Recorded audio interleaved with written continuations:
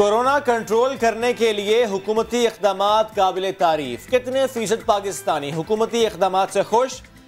कौन कोरोना से ज्यादा खौफजदा है? प्रोग्राम में दिखाएंगे पाकिस्तानियों की अहम राय।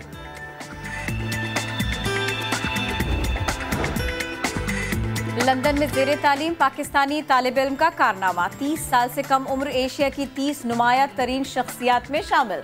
फोर्ब्स फहरिस्त में जगह बनाने वाले बिलाल साकिब और पुरअसर लेकिन मिजाहिया अंदाज की वजह से मशहूर मोमिन साकिब होंगे आज नया दिन के मेहमान।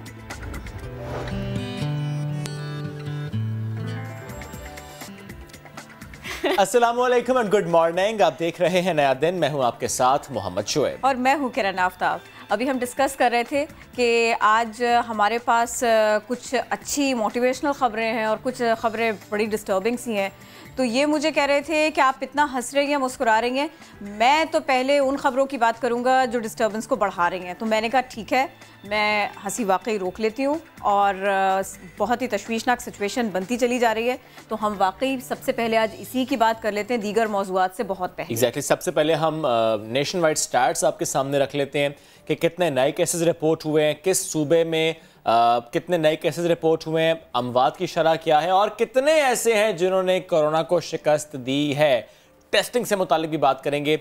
मुल्क भर में कोरोना मुतासरीन की हम बात कर लेते हैं। एक रोज़ में 9 अफराद जाँ बहक हुए हैं, जबकि कोरोना से अमवात की तादाद मजमूई तौर पर 201 हो चुकी है।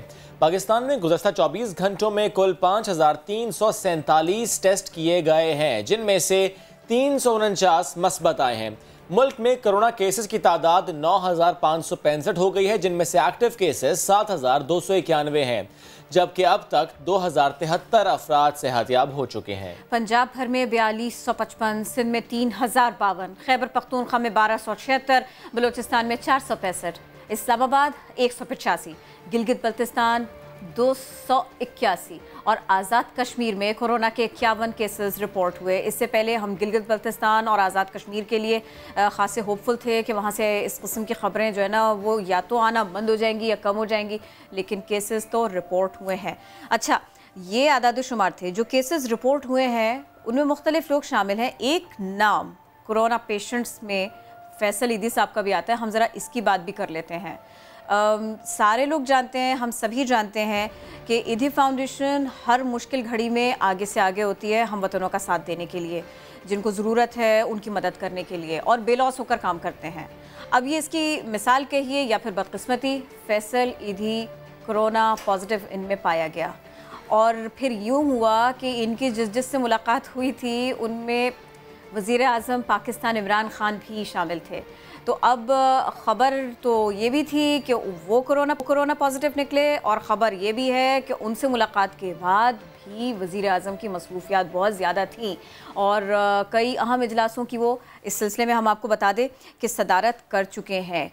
कई बैठकें लग चुकी हैं। क्योंकि 15 तारीख को इमरान खान साहब की मुलाकात हुई थी फैसल ईदी साहब से, और ज़ाहिर है फैसल ईदी साहब जो कि इस्लामाबाद में इस वक्त भी मौजूद हैं, और उनकी इस मुलाकात के बाद ज़ाहिर सवाल उठा कि जिससे मुलाकात हुई है उसका टेस्ट होना चाहिए। और ज़ाहिर है वज़ीर आज़म पाकिस्तान लीडर हैं, कौम को इस वक्त लीड कर रहे हैं। कोरोना से जब लड़ने की बात हो, पॉलिसी मेकिंग की बात हो, तो he is the man who is leading. तो ज़ाहिर है तशवीश तो पाई जा रही है, टेस्ट भी उनका होना है। लेकिन एनीवेज जब हम ये बात करते हैं कि वज़ीर आज़म अब किन किन से मुलाकात कर चुके हैं, कौन कौन सी मीटिंग्स को चेयर कर चुके हैं, एग्जैक्टली ये जानना बहुत ज़रूरी है। एक रिपोर्ट तैयार की है, आपको दिखाते हैं। आज़म से मुलाकात करने वाली समाजी शख्सियत फैसल ईदी में कोरोना वायरस की तशखीस। इमरान खान ने भी कोरोना टेस्ट कराने का फैसला कर लिया। 15 अप्रैल से अब तक वज़ीर आज़म ने कई इजलासों की सदारत की, मुतअद्दिद शख्सियात से मिले। 16 अप्रैल को वफाकी वज़ीर फ़खर इमाम, सेनेटर फैसल जावेद, मुआविन ख़ुसूसी डॉक्टर सानिया निश्तर और प्रिंसिपल सेक्रेटरी आज़म खान वज़ीर आज़म से मिले। मौलाना अब्दुल हफीज़ शेख, मौलाना तारिक जमील, असद उमर, एजाज शाह, फिरदौस आशिक आवान और कसूरी ट्रस्ट के चेयरमैन नासिर महमूद कसूरी भी 16 अप्रैल को मुलाकात करने वालों में शामिल। 17 अप्रैल को इमरान खान के साथ स्पीकर कौमी असम्बली असद कैसर और वजीर मजहबी उमूर नूरुल हक कादरी की नशिस्तें रहीं। उसी रोज़ वज़ीर आज़म ने ज़ख़ीरा अंदोज़ी से मुताल्लिक़ इजलास भी किया। टेट्रा पैक का वफ़द भी उनसे मिला। 19 अप्रैल को वज़ीर आज़म ने सेलुलर कंपनी के CEO और उलमा के वफ़द से मुलाकात की। 20 अप्रैल को सदर मुमलिकत आरिफ अलवी और DGISI लेफ्टिनेंट जनरल फैज़ हमीद की वज़ीर आज़म के साथ बैठक हुई। शेख रशीद और फैसलाबाद से अरकान कौमी असम्बली आसिफ नज़ीर, नवाब शेर वसीर, रजा नसरुल्ला और खुर्रम शहजाद भी मिले। 21 अप्रैल को वज़ीर-ए-आज़म ने वफाकी काबीना इजलास की सदारत के अलावा एहसास राशन पोर्टल का इजरा भी किया। गवर्नर और वज़ीर आला खैबर पख्तूनख्वा से मुलाकात हुई। सीमेंट कंपनी के डायरेक्टर फाइनेंस इरफान शेख भी मिले। तो वज़ीर-ए-आज़म पाकिस्तान के टेस्ट के बारे में, उनकी मुलाकातों के बारे में हमने आपको बताया। हम आपको ये भी बता देते हैं कि उनका जो ऑफिस है उसको डेली बेसिस पर वहाँ पर स्प्रे किया जाता है और PM हाउस की भी सफाई अल्टरनेट डेज़ में की जाती है और वज़ीर-ए-आज़म ख़ुद भी डिस्टेंसिंग का बहुत ख्याल रखते हैं, बहुत मोहतात रहते हैं। तो अगर शुकूक हैं और इतनी एहतियात के बाद भी हैं तो ये सोचिए कि मुझे और आपको कितनी एहतियात की ज़रूरत है।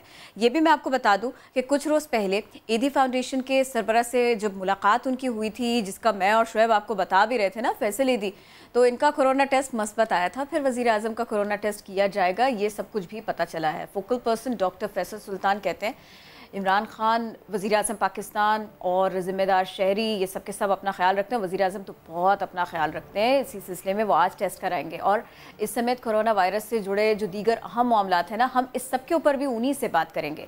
फोकल पर्सन बराए कोरोना डॉक्टर फैसल सुल्तान हमको ज्वाइन कर चुके हैं। अस्सलाम वालेकुम, कैसे हैं आप सर? ज़रा क्लियर कीजिएगा, वज़ीर-ए-आज़म के कोरोना टेस्ट की रिपोर्ट कब तक आ जाएगी? क्या आप हमें इस सिलसिले में बता सकते हैं? सब लोग कंसर्न हैं, सब इस बारे में मालूमात जानना चाहते हैं।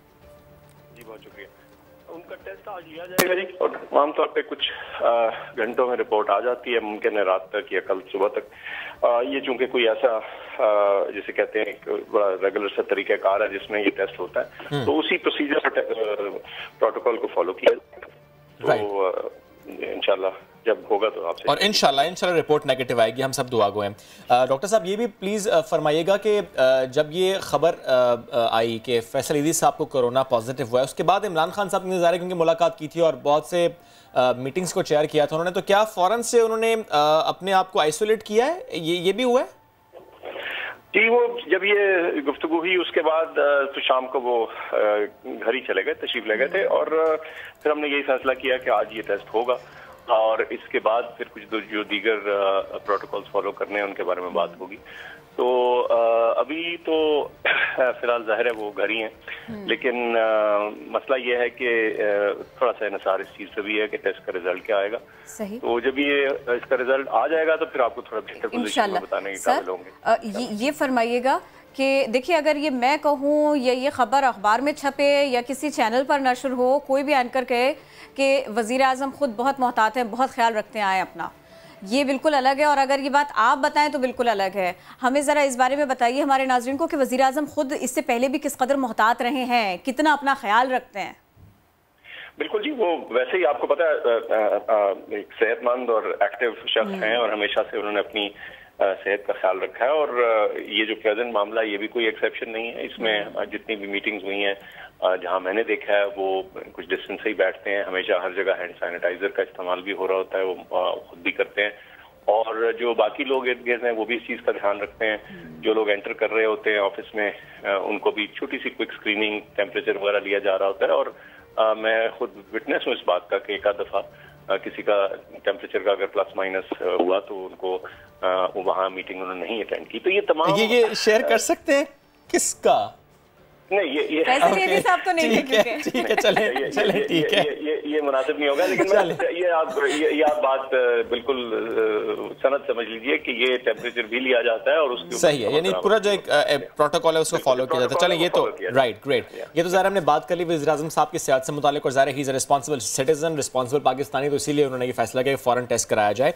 अब ज़रा सर मुझे कोरोना से मुतालिक जो हमारी पॉलिसी है इस वक्त पाकिस्तान की, उस पर मुझे आपका कमेंट चाहिए। डू यू थिंक हम दुरुस्त समत में जा रहे हैं पॉलिसी मेकिंग में कि टेस्टिंग की जो कैपेसिटी जिस तरीके से हम बढ़ा रहे हैं और जितना हम इन्वेस्ट करें हेल्थ फैसिलिटीज में, वेंटिलेटर्स पर, आइसोलेशन फैसिलिटीज में, वो दुरुस्त है, सही है? मेरे ख्याल से जी ये तमाम चीज़ों की बाहर क्या वैसे ही ज़रूरत थी हमारे हेल्थ सिस्टम को स्ट्रेंथन करने की। इन्फेक्शन कंट्रोल एक पूरा सब्जेक्ट है और एक पूरा तरीक़ाकार है, एक सोच का नाम है, एक फलसफे का नाम है जो कि हमारे यहाँ मेरे ख्याल से इतना अच्छा नहीं था जितना होना चाहिए था। लेकिन इस मौके से ये ज़रूर हुआ है कि तमाम मेडिकल कम्युनिटी और जो एलाइड हेल्थ कम्युनिटी है वो इस चीज़ से बहुत अच्छी तरह सेंसिटाइज हो गई है और उनकी प्रैक्टिसेस पहले की निस्बत लाजमन बेहतर हो गई हैं। तो एक तो ये बहुत अच्छी चीज हुई है। जो दूसरी टेस्टिंग का आपने जिक्र किया, देखिए बड़ा सोफिस्टिकेटेड सा टेस्ट है और ये भी कमाल की बात है और बड़ी अच्छी बात है कि हम इसको इतना एक्सपैंड करने के काबिल हमारे मुल्क की लैब जो हैं वो 50 के करीब मुझे बताया जाता है कि तकरीबन ऑनलाइन हो चुकी हैं, होने लगी इस टेस्ट के लिए। तो तभी है कि ये जो मिकदार है टेस्टों की रोजाना ये बढ़ती जा रही है और इसमें इजाफा है, क्योंकि एक लैब तो नहीं कर सकती थी। तो इसमें तो ये सारी चीजें जो टेस्टिंग कैपेसिटी का इंक्रीज है, हमारे यहाँ इन्फेक्शन कंट्रोल का थोड़ी बेहतर प्रैक्टिसेस हैं, ये बहुत अच्छे स्टेप्स हैं और मेरा ख्याल है ये आइंदा भी हमें काम आएंगे। अच्छा डॉक्टर साहब, एक मामले पर मैं आपका कमेंट चाहती हूँ। एक तो ये कि अगर हम अवामी आरा की बात करें तो लोगों को इत्मीनान है कि क़यादत अच्छा काम कर रही है, बहुत अच्छे स्टेप्स लिए जा रहे हैं, उनको प्रायोरिटी दी जा रही है, पब्लिक का ख्याल रखा जा रहा है, बहुत अच्छी बात है। दूसरी तरफ कुछ कंसर्न्स हैं माहिरीन के, डॉक्टर्स के ख़ास तौर पर, कि हमको इसको मज़ीद एक्सपेंड करना चाहिए इस एहतियात को।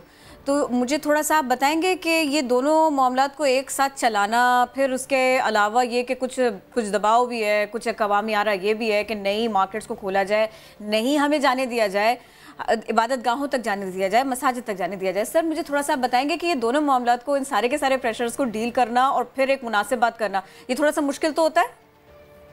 यकीनन मुश्किल है जी, और इसीलिए लीडरशिप और उनका रोल जो है वो मुश्किल होता है। उन्होंने तमाम इख्तलाफ राय और आरा को लेके साथ चलना है और उसके दरमियान से वो फैसला करना है जो मुल्क के लिए बेहतर हो, और ये मुश्किल होता है। और किसी भी सूरत आप ये नहीं कह सकते कि एग्जैक्टली ये सही फैसला जो है किसी फार्मूले के तहत हो सकता है। इसमें जजमेंट और बुर्दबारी और विजडम, ये सारी चीजें जो हैं शामिल हैं। और ये जो अब हम स्टेप्स ले रहे हैं करंटली, जितने भी फैसले किए गए हैं, इसमें कहीं पर भी एहतियात कॉम्प्रोमाइज नहीं हुई है हुकूमत की तरफ से, थोड़ा सा ये बता सकते हैं आप? कोरोना ही की बात कर रही हूँ मैं समझता हूँ जी कि हर सूरत में हमने वो चीजें करनी हैं हेल्थ के हवाले से जो पब्लिक हेल्थ और इन्फेक्शियस डिजीजेज और एपिडेमियोलॉजी के उसूलों को मीट करते हैं, और इसमें हो सकता है इनकी इम्प्लीमेंटेशन में, इनकी समझ में, इनको ओन करने में शायद कोई कमी बेशी हो,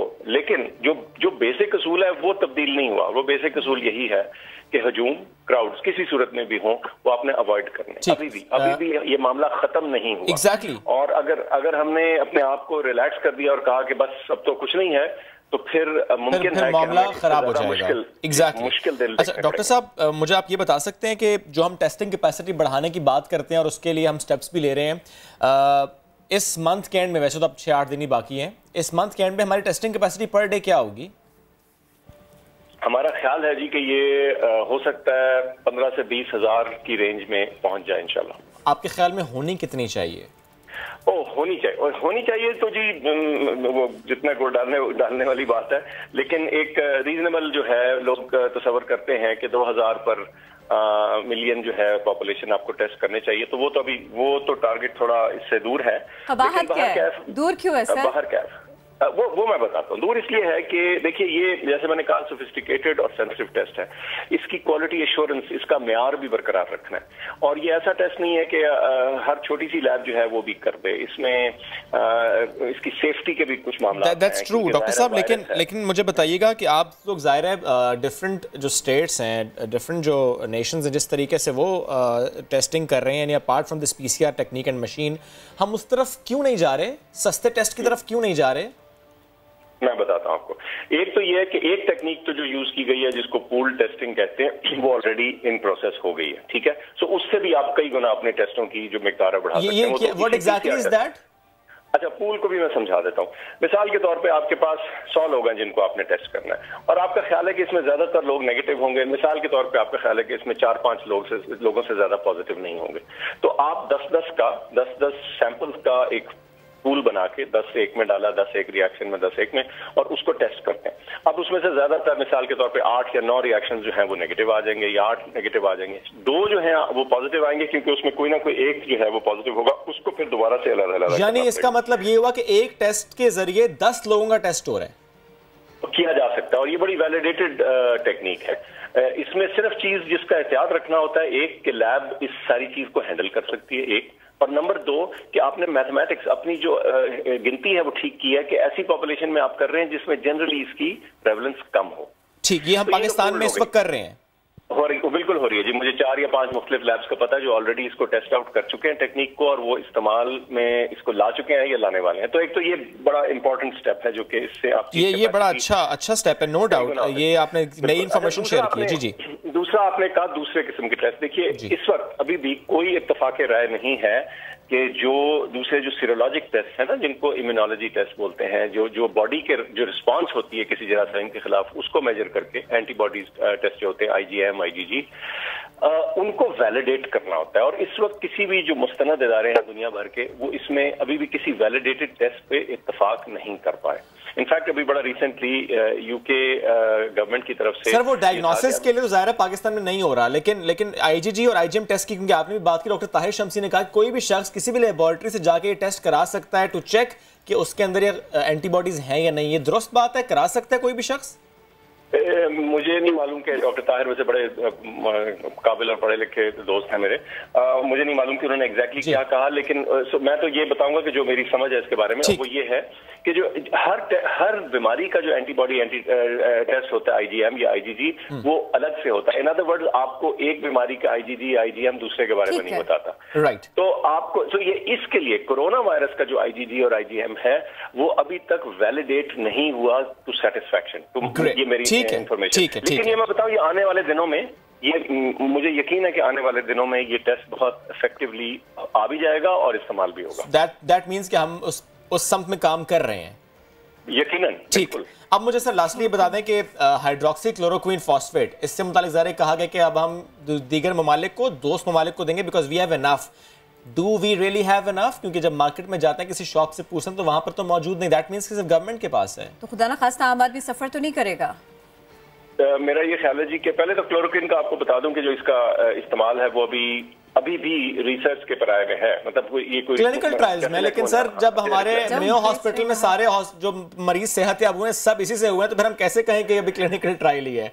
मेयो हॉस्पिटल के डॉक्टर साहब ने कहा कि जितने सेहतयाब हुए हैं सारे इसी से हुए हैं। जब हम बाहर दे रहे हैं अपने दोस्तों को तो दम तो है आइडिया में ना, तभी तो कर रहे हैं सर। देखिए नहीं, इसको भी बात को और से समझिए। जब भी कोई ऐसी चीज आती है तो जो भी चीज we can clutch at straws. जब कुछ और नहीं होता तो हम कोई ट्रीटमेंट ढूंढते हैं, और इसमें कुछ शुरू में जो कुछ इन्फॉर्मेशन आई है वो पॉजिटिव ही आई है।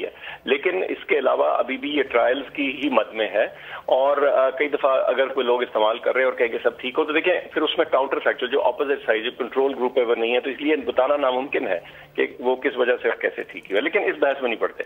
मैं समझता हूँ कि क्लोरोक्विन हमारे पास अपने स्टॉक में जरूर होनी चाहिए, और मेरी इत्तला के मुताबिक, जाहिर है ये मेरी फील्ड नहीं है और ना मेरे पास इसकी डायरेक्ट नॉलेज है, लेकिन मेरी इत्तला के मुताबिक हमारे पास, हम उन चंद मुल्कों में से हैं जिनके पास अपने बहुत अच्छे ठीक। सर आप मुझे ये बता दें, ज़ाहिर है बहुत से ग्राफ्स हम देखते हैं, बहुत से मॉडल्स हम देखते हैं, कुछ मॉडल्स तशवीश की तरफ ले जाते हैं, कुछ हमें रिलैक्स मोड की तरफ ले जाते हैं।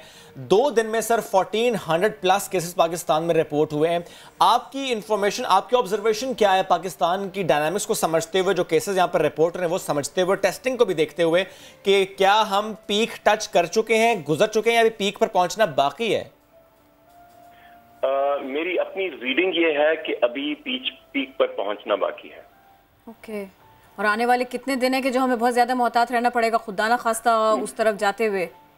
मेरा ख्याल ये है कि जी ये सारे अंदाजे और मफरूजे ही होते हैं, जैसे आपने बताया वो एक ग्राफ एक तरह से लगता है, दूसरी तरह से। लेकिन ये बहुत अहम बात है कि जो ये ग्राफ बनाते वक्त, ये जो प्रोजेक्शंस बनाते वक्त आपने जो इनिशियल मफरूजे हैं, जो इनिशियल अजम्पशंस हैं, वो क्या की हैं, क्या वो एक्यूरेट हैं, क्या वो एप्लीकेबल हैं, क्या उनका इतलाक हम पे होता है, इस बीमारी पे होता है, इस तरह के हालात पे होता है। ये बड़ी मुश्किल सी चीज़ है, और तभी ये मुश्किल है क्योंकि जाहिर है अगर इसका जवाब किसी के पास भी होता तो दुनिया इस मुश्किल में ना होती। लेकिन एहतियात के बारे में बता दूं कि अगले कई हफ्ते हमें लगातार इन आज़ाद शुमार पर नजर रखनी है, और अपनी अच्छी सीखी हुई आदतें, मैं आपको बताऊं हमने बहुत अच्छी चीजें सीखी हैं कुछ गुज़श्ता कई हफ्तों में, पिछले 1 महीने में, उनको आज अचानक छोड़ नहीं देना। मुझे ऑलरेडी लगता है कि लोग जिसे कहते हैं वो इस मूड या मोड में आ गए कि नहीं अब तो ठीक है। ऐसी बात नहीं है। मेरे ख्याल से अगले चंद हफ्ते अगर हम अच्छी तरह से इस डिसिप्लिन के साथ गुजार दें तो शायद हम बेहतर से बेहतर पोजीशन में आ जाएं। डॉक्टर साहब, ये जो हमने गुज़श्ता चंद हफ्तों में सीखा है ना, ये इस हफ्ते में पता लग जाएगा, इन 10 दिनों में पता लग जाएगा कि हमने वाकई असल मायनों में सीखा भी है कि नहीं सीखा। तो बिल्कुल एक कमेंट सर आपका कि ये जो भी कुछ है, जिस दिन खुदा ना खास्ता, खुदा करे कि कोरोना जिस दिन चला गया, तो फिर ये अच्छे प्रैक्टिसेस हमें जारी रखने चाहिए। हमने कुछ ऐसी चीजें सीखी हैं सर, एक शॉर्ट कमेंट इसके ऊपर। बिल्कुल बिल्कुल, इससे ज्यादा मैं क्या कहूं कि कुछ ऐसी हैबिट्स और कुछ ऐसे तरीकेकार हैं जिनको हमें लॉन्ग टर्म के बारे में सोचना चाहिए कि हमारे लिए शायद ये बेहतर है। Thank you so very much doctor Faisal, आप हमारे साथ थे, इस सिलसिले में बात कर रहे थे। जो मामलात जिसमें आपने कहा कि मुझे स्टॉक के बारे में नहीं पता, मुझे इसके बारे में नहीं पता, बहुत सारे मामलात के बारे में भी, लेकिन उस पर भी आपने हमें अच्छी ब्रीफ दी। अच्छे बहुत ही इत्तला सारी की सारी खबरें सारी जो ज़ाहिर है उनकी अपनी ऑब्जर्वेशन है कि पाकिस्तान अभी उस पीक पर नहीं पहुंचा। दैट मीन्स हमें और विजिलेंट होना है, दैट मीन्स हमें और एहतियात करनी है। एक छोटी सी बात यहाँ पे ऐड करता हूँ कि एक सुपर स्टोर है कराची में यूनिवर्सिटी रोड पर, उससे मुतालिक ये खबर आती है कि वो बंद कर दिया गया है 2 दिन के लिए, बिकॉज वहाँ पर 6 केसेस रिपोर्ट हुए हैं। और वो 6 केसेस रिपोर्ट होने के बाद अब उन्होंने फैसला खुद से किया है कि हम 2 दिन में तमाम स्टाफ का टेस्ट करेंगे। द क्वेश्चन इज़ वो रिपोर्ट कैसे, क्योंकि कहा यह जा रहा है कि एक शख्स जिसको ये कोरोना था, जिसको सिम्टम्स आए थे, उसने कहा था मेरी तबीयत ठीक नहीं है, मुझे बुखार है, मैं ना आऊँ, लेकिन उसे फोर्स किया गया कि आओ क्योंकि तुम्हारा टेम्परेचर हमारे इंस्ट्रूमेंट में नहीं आ रहा, हमारे थर्मोमीटर में नहीं आ रहा। तो ये थोड़ी सी नेग्लिजेंस से हम किस तरफ चले गए? ये सिर्फ गफलत नहीं है, ये आदत भी है। क्योंकि हमारे यहाँ कुछ सालों में हमने यही देखा कि लोगों की आदत रही है कि अगर कोई ये कह दे कि मेरी तबीयत ख़राब है और ये मुझसे पॉसिबल नहीं होगा, तो हम लोग कहते हैं नहीं नहीं नहीं, कोई तबीयत ख़राब नहीं है, आ जाओ सब सेट हो जाएगा। ये इतनी छोटी सी बात है, बहरहाल थोड़ी सी एहतियात है, कर लें भाई, बहुत ज़रूरी है, बहुत ज़रूरी है, बहुत ज़रूरी है, एहतियात करना बहुत ज़रूरी है, बहुत ज़रूरी है, ब्रेक लेना। तो वापस आते हैं हमारी बहुत से मौजूद बाकी, stay with us. Welcome back. अब जरा बात करते हैं सिंध की।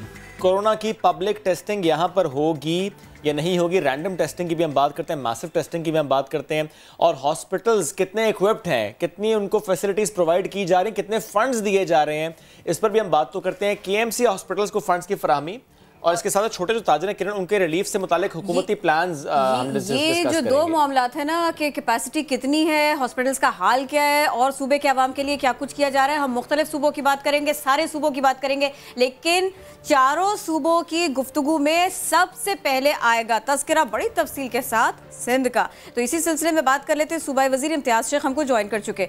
सर, केएमसी ने 7000 से ज़ायद दुकानों को 2 माह का किराया माफ़ किया। क्या सिंध हुकूमत भी छोटे ताजिरों की मदद के लिए इस तरह का कोई फैसला करने का इरादा रखती है? आप लोग कुछ ऐसा सोचते हैं? जी हाँ, बिल्कुल सिंध गवर्नमेंट ने बिल्कुल प्लान किया हुआ है कि जिसमें छोटे ताजरों को और आम आदमियों को रिलीफ देने के हवाले से, और उसमें जो हमारी सिंध रेवेन्यू बोर्ड है और एक्साइज डिपार्टमेंट, उनको हिदायत कर दी गई है। बल्कि मैं जहाँ तक मेरी इंफॉर्मेशन है कल की है, वज़ीर आला साहब ने वो पैकेज भी मंजूर कर लिया है जिसमें इनको मुख्तलिफ़ टैक्सेस में इनको रियायत मिलेगी और इन लोगों को मतलब मदद इनकी की जाएगी, जहाँ SRB के टैक्स हों या एक्साइज एंड टैक्सेशन के टैक्स हों, उस हवाले से जल्द ही ख़बर जो है वो आ जाएगी और हम उनकी भरपूर मदद करेंगे। बल्कि हमने मरकज़ी हुकूमत से भी वज़ीर आला साहब ने बात की थी ताकि इनको छोटे ताजरों को, जो छोटे दुकानदार हैं, इनकी कोई माली मावनत हो सके, उसका कोई पैकेज आ जाए। और वफाकी हुकूमत ने एक पैकेज दिया भी है और इंशाल्लाह हम और भी मज़ीद इसमें जो भी मदद हो सकेगी वो डेफिनेटली इन ताजरों की और दुकानदारों की मदद करेंगे। सही। अच्छा सर, ये भी बताइएगा कि शेख रशीद साहब ने भी मुतालबा किया कि जो दफ़ा 144 की खिलाफ वर्जी पर गिरफ्तार अफराद उनको रिहा किया जाए। एक तो ये मामला है, और दूसरा डबल सवारी से मुताल्लिक भी ज़ाहिर है सीएम सिंध ने कह भी दिया है इससे मुताल्लिक कि डबल सवारी पर रोका ना जाए, चालान ना किया जाए, अगर ठोस वजह तो छोड़ दिया जाए। लेकिन जो गिरफ्तारियां हुई हैं इनसे मुताल्लिक आपसे हम जानना चाह रहे हैं कि कुछ स्टैट्स आप शेयर कर सकते हैं, लॉकडाउन के दौरान कितने अफराद गिरफ्तार हुए और कितने अफराद को फिर अब छोड़ दिया गया है या कोई कार्रवाई अगर हुई है तो क्या हुई है? देखिए, लॉकडाउन एक ऐसा अमल है जो कि पाकिस्तान के लिए या जहाँ जहाँ भी सूबा सिंध की मैं बात करूँ तो ये लोगों की भलाई के लिए लॉकडाउन किया गया है, क्योंकि वायरस से बचने का एक ही तरीका है कि समाजी राब्ते कम हो, मेल मिलाप कम हो और ये वबा जो है फैले ना। ये राब्ते से और ये मिलने से ये वबा फैलती है। तो इस पर मुख्तलिफ 144 भी लगाए गए हैं और मुख्तलिफ इस पर जो कानून है वो भी लागू होते हैं मुख्तलिफ लोगों पर। लेकिन 144 के हवाले से मैं बताऊं कि अभी तक कोई गिरफ्तारी हमने नहीं की है और ये जो इसकी जो 144 पे रोड पे जो लोग आ जाते हैं या जो इस तरह के इसकी खिलाफ वर्जी करते हैं तो उनको वार्निंग दे के, उनको समझा के उनको वापस कर दिया जाता है, क्योंकि ये कोई कानून तोड़ने वाली बात नहीं होती। एक या तो ज़रूरत के मुताबिक बाहर निकलते हैं या किसी गलती से वो जमा हो जाते हैं या मतलब अपने पुरानी आदत की वजह से लोग जमा हो जाते हैं। ये अच्छा तो था पुरानी आदत समझा के उनको मतलब मौके पे ही छोटा मोटा जुर्माना करके कोई छोटी सज़ा दे के उनको रवाना कर दिया जाता है। अभी तक कोई सिंध में 144 में कोई गिरफ्तार करके जेल नहीं भेजा गया। अच्छा, ज़रा ये फरमाइएगा, मेयर कराची ने ख़त लिखा था एक वज़ीर आला को कि वो भी कोरोना के ख़िलाफ़ अपना हिस्सा डालना चाहते हैं, और साथ के साथ ये जवाब के बारे में भी बताएं और उनको जो फ़ंड्स की ज़रूरत है KMC के अस्पतालों के लिए, उसके बारे में कुछ सोचा है आप लोगों ने? देखिए जी, जो रोल इस कोरोना वायरस के दौरान सिंध हुकूमत और ख़ास तौर पे वज़ीर आला सिंध ने अदा किया, अपना पार्ट प्ले किया है और लीड रोल अदा किया है पूरे मुल्क में, और जो इक़दाम सिंध हुकूमत ने किए हैं वो बाकी सूबों ने भी अपनाए हैं। लेकिन हम चाहते ये हैं कि ये पूरे मुल्क में एक जैसी चीज़ें हों। स्कूल हमने बंद किए तो बाकी सूबों ने बंद किए, दुकानें बंद की तो हमने बंद की, बाज़ारों पर टाइम रखा तो सिंध हुकूमत ने रखा, और बेइंतहा चीज़ें हैं। हेल्थ के हवाले से भी वज़ीर आला सिंध ने बहुत मेहनत की है, और मतलब सिंध का जो निज़ाम है सेहत का, कोरोना के हवाले से उसको बहुत डेवलप किया गया है। क्वारंटाइन सेंटर्स बनाए गए हैं और आइसोलेशन वार्ड बनाए गए हैं, ICUs बनाए गए हैं और डॉक्टरों की टीम्स बनाई गई हैं, और सबसे ज़्यादा टेस्टिंग की जो कैपेसिटी है वो बढ़ाई गई है। तो लाजमी तौर पे जो हमारे अस्पताल हैं KMC के या दूसरे अस्पताल हैं SSC के या जो भी सिंध हुकूमत से वाबस्ता रखने वाले मुख्तलिफ़ इदारों के अस्पताल हैं, उनको अपग्रेड करने के लिए भी प्लान किया जा रहा है, और उनके जो बाकी मसाइल हैं उनको भी किया जा रहा है। और सिंध गवर्नमेंट ने एक फ़ंड कायम किया है जो कि प्राइवेट जो हमारे बहुत रेप्यूटेड किस्म के लोग हैं, मुश्ताक छापड़ा, फैसल एधी और डॉक्टर बारी, इस तरह के लोगों पर मुश्तमल, और जो कि उस फ़ंड को चलाएंगे भी, और उनकी सरबराही में वो फ़ंड कायम किया गया है। और सिंध हुकूमत ने पहले ही अपना 3 अरब रुपए उसमें डाले हैं, और मज़ीद भी जहाँ जहाँ ज़रूरत होगी सिंध हुकूमत इसमें पीछे नहीं हटेगी। बाकी तमाम चीज़ों पर फोकियत दे के सिंध के अवाम के लिए, उनकी ज़िंदगियाँ बचाने के लिए इसमें मदद की जाएगी और भरपूर। ठीक, अच्छा, अभी आपने टेस्टिंग का भी जिक्र किया था, मुझे ज़रा ये बता सकते हैं आपके टेस्टिंग कैपेसिटी बढ़ाने से मुतालिक जब आप बात कर रहे हैं तो क्या हम पब्लिक टेस्टिंग की तरफ जा रहे हैं? बिकॉज कुछ देर पहले डॉक्टर फैसल सुल्तान ने कहा हम पूल टेस्टिंग कर रहे हैं पाकिस्तान में। आई एम नॉट श्योर इस सिंध में हो रही है नहीं, वो आप बेहतर जवाब दे सकते हैं। इसी तरह बलूचिस्तान हुकूमत ने भी लास्ट वीक ये बताया था कि वो पब्लिक टेस्टिंग की तरफ जा रहे हैं। सिंध में क्या सूरत हाल है? पब्लिक टेस्टिंग पूल टेस्टिंग हो रही है सिंध में? जी, टेस्टिंग के हवाले से मैं बताऊं, बहुत हमने एक इसमें बेहतरी ले आए हैं, और वज़ीर आला साहब मुराद अली शाह साहब इसमें ख़ुद दिलचस्पी ले रहे हैं।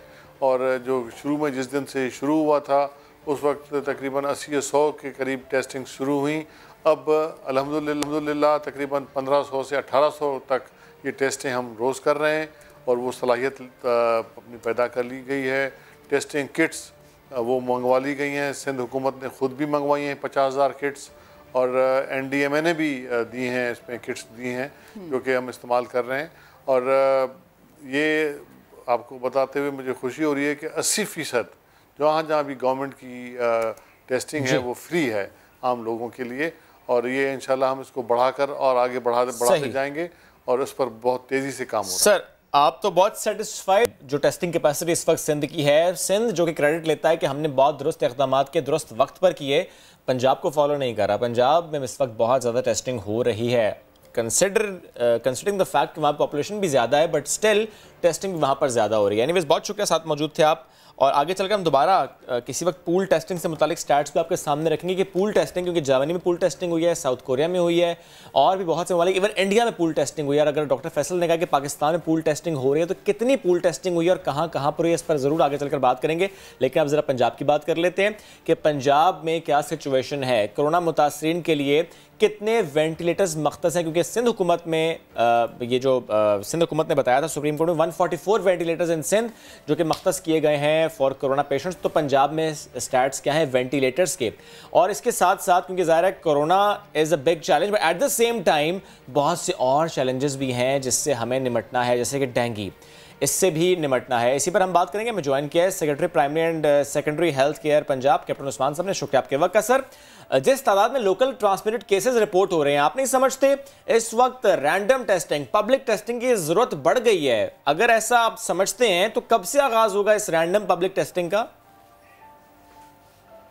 देखिए जी, लोकल ट्रांसमिशन के ही केसेस आने हैं आपको, आप पता है, क्योंकि फ़्लाइट ऑपरेशन सस्पेंडेड है काफ़ी टाइम से, और अब जो भी सिलेक्टेड फ़्लाइट्स आ रही हैं वो एक मखसूस प्रोसेस से होकर गुजर रही हैं, क्वारंटीन भी हो रहा है, लैंड रूट हमारा पहले से बंद है। तो ज़ाहिर बात है अब जो केसेस आने हैं वो तो लोकल ट्रांसमिशन के ही आने हैं। लेकिन इस वक्त अगर आप वेस्टर्न वर्ल्ड में या जहाँ पर ये जिन मुल्कों में ये बीमारी ज़्यादा है वहाँ पर नज़र दौड़ाएंगे तो किसी भी जगह पर रैंडम सैम्पलिंग नहीं हो रही। सैम्पलिंग जो है वो सिर्फ और सिर्फ सस्पेक्टेड लोगों की, या टेस्टिंग जो है सस्पेक्टेड लोगों की जर्मनी में हुई है, जिन लोगों को सिम्टम्स होते हैं उनके टेस्ट किया जाता है। ज़्यादातर ममालिक में यही तरीक़ेकार है। लेकिन अगर तो आप इस तरफ निशानदेही कर रहे हैं जो पिछले चंद दिनों से हमारी मिनिस्टर साहिबा ने भी और हमारी जो कैबिनेट कमेटी है उसके रेफरेंस से भी ये खबर बाहर आई है, जिसमें कि हमारी कैबिनेट कमेटी का ये ख्याल है कि हमें अपने माशरे में जहाँ जहाँ पे इस डिज़ीज़ की अभी प्रेवलेंस है उसकी निशानदेही थ्रू स्मार्ट सैम्पलिंग करनी चाहिए। तो ये बात दुरुस्त है। हम लोकल और इंटरनेशनल एक्सपर्ट्स के साथ मुशावरत में हैं और हम उस मेथडोलॉजी पे गौर कर रहे हैं कि किस तरीके से हम इस तरह की सैम्पलिंग करें जिसमें कि हमारे पास ट्रू पिक्चर आए कि ये डिज़ीज़ जो है इस वक्त वो कौन कौन से एरियाज़ में किन किन जगहों पर प्रेवलेंट है, और उसके लिए जो दुनिया के बेहतरीन तरीके हैं सैम्पलिंग के या जो स्मार्ट सैम्पलिंग के या जो स्ट्रेटिफिकेशन की जाती है उनको सामने रखा जा रहा है। और एक मेथडोलॉजी जो है वो 1-2 रोज़ में इंशाल्लाह ताला तैयार हो जाएगी, जिसके बाद जो है वो इस सैम्पलिंग को किया जाएगा और उसके मुताबिक फिर जो भी सूरत हाल सामने आएगी उसके हिसाब से भी फैसला। ये फरमाइएगा, 100 से ज़्यादा डॉक्टर्स हैं जो कोरोना से मुतासर हो चुके हैं। यंग डॉक्टर्स कह रहे हैं कि सेफ्टी गियर्स दें वरना काम करना बहुत मुश्किल हो जाएगा। अब ये फरमाइएगा, इस इशू को रिजॉल्व करने के लिए क्या कर रहे हैं आप लोग? देखिए जी, तहफ़्फ़ुज़ को यकीनी बनाने का तो सिर्फ एक ही तरीका है कि हम ये इंश्योर करें कि हमारे पास पर्सनल प्रोटेक्टिव इक्विपमेंट जो है वो मौजूद रहे।